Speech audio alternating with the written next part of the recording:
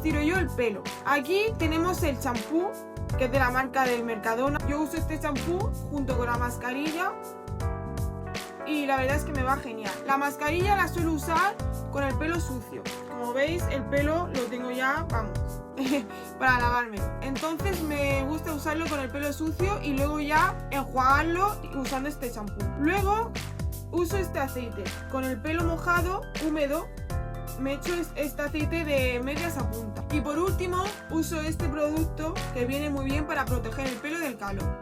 Es del Mercadona también, de la marca de Plus.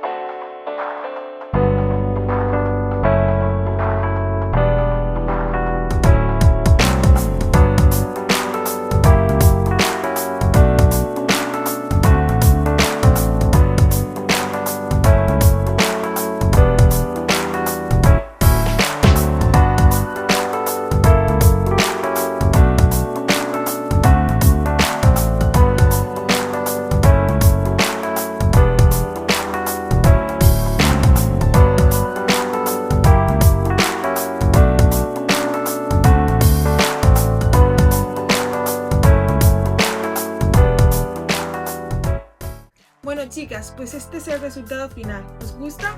Se ha quedado bastante liso y como veréis con bastante brillo. Ya sabéis chicas, si os ha gustado este vídeo, dadle a like y suscribirse a mi canal para más vídeos como este.